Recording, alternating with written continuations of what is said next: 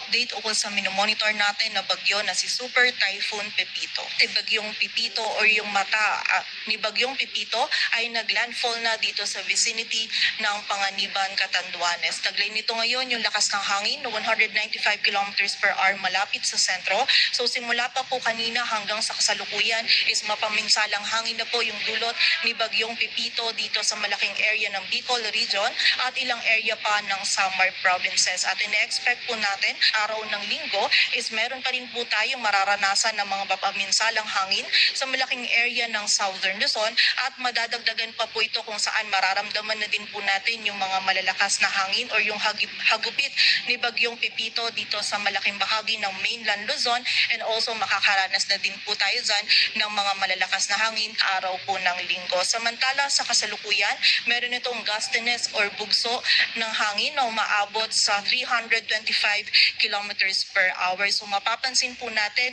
na malakas yung taglay po nito na bugso ng mga malalakas na hangin na maaari pong umabot hanggang 325 kilometers per hour. Ito po ay dahil nasa kalupaan si Bagyong Pepito, kung saan kapag po nasa kalupaan ng bagyo or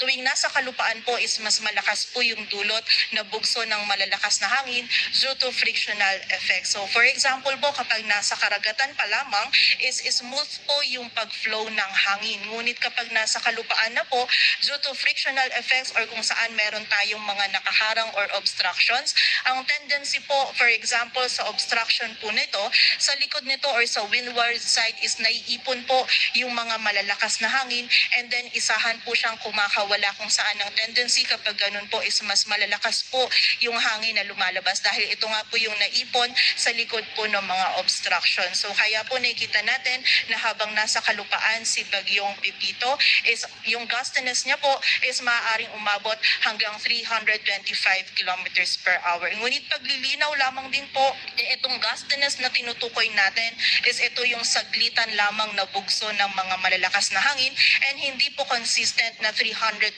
kilometers per hour. Ito pong 325 kilometers per hour lamang na po ito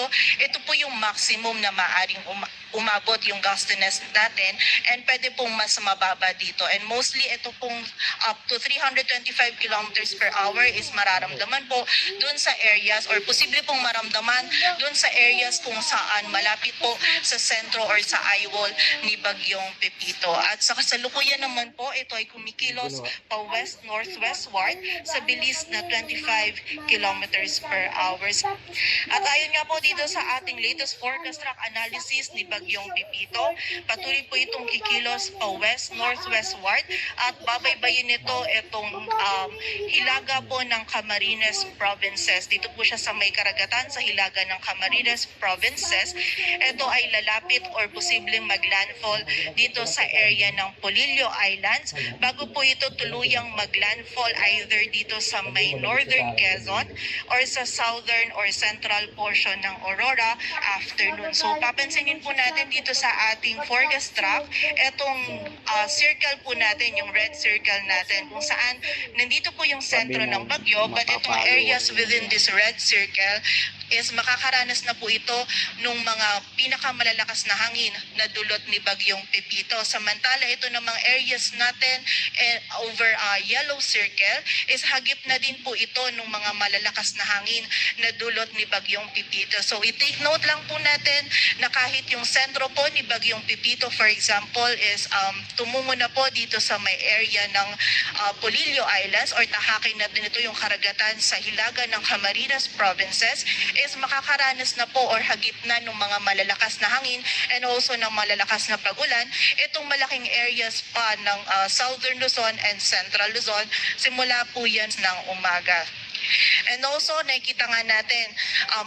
dito pa lang po is hagip na ng mga malalakas na hangin itong malaking area ng Southern Luzon and Central Luzon, kasama na po dyan yung Metro Manila. And then kapag naging mas malapit pa po si Bagyong Pepito or nagsimula na nitong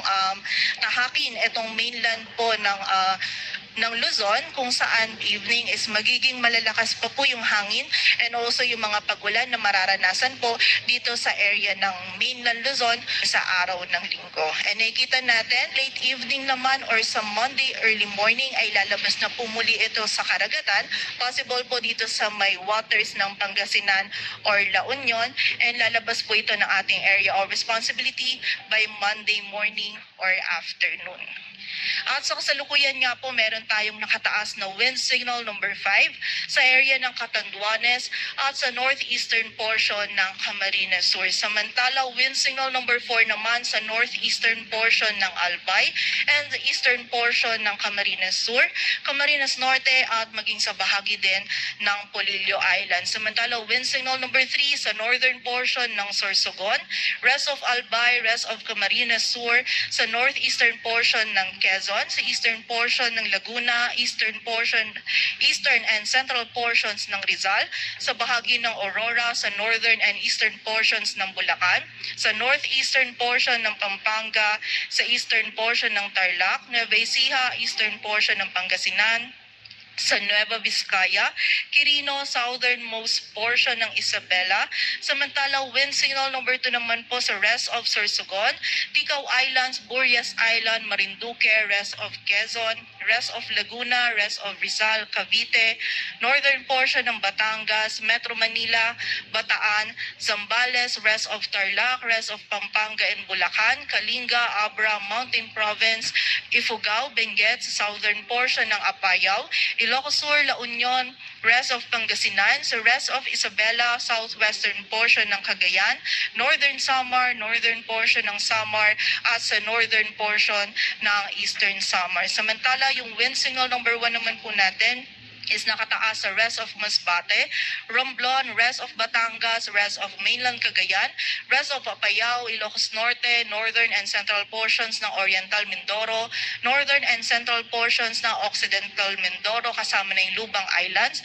central portion ng Samar, central portion ng eastern Samar, Bilira, northern portion ng Leyte, northernmost portion ng Cebu kasama na yung Bantayan Islands, at sa